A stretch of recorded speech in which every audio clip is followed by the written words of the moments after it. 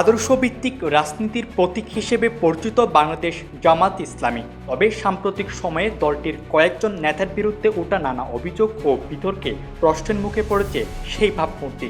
বিষয়টি নিয়ে তৃণমূল পর্যায়েও দেখা দিয়েছে উদ্বেগ ও হতাশা।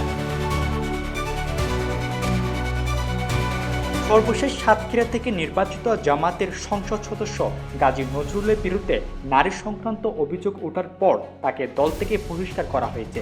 এর আগে ও পরে আরও কয়েকজন নেতা ও জনপ্রতিনিধির বিরুদ্ধে স্বজনপ্রীতি, ক্ষমতার অপব্যবহার এবং বিতর্কিত কর্মকাণ্ডের অভিযোগ সামাজিক যোগাযোগ মাধ্যম ও বিভিন্ন মহলে আলোচনায় এসেছে।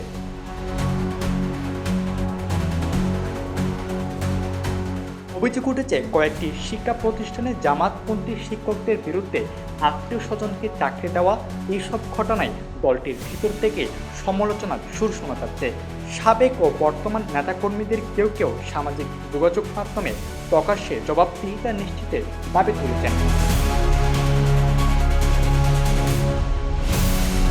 জামাতের কেন্দ্রীয় সহকারী সেক্রেটারি মোহাম্মদ শাহজাহান বলেন, একজন ইসলামী নেতার পরিচয় হবে তাকওয়া, সততা, আমানতদারিতা ও আত্মত্যাগ।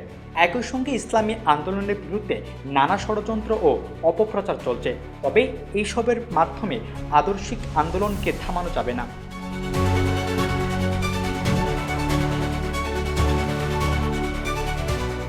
চট্টগ্রাম মহানগর জামাতের আমির মোহাম্মদ নজরুল ইসলাম বলেন, একটি আদর্শিক সংগঠনের শক্তি শৃঙ্খলা, জবাবদিহিতা ও এহতেসাবের চর্চায়।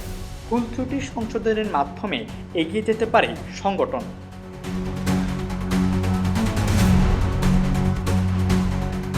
তবে বিশ্লেষকদের মতে আদর্শিক রাজনীতির দাবিদার দল জামাতের জন্য নেতৃত্বের নৈতিকতা ও জবাবদিহিতা এখন সবচেয়ে বড় পরীক্ষা।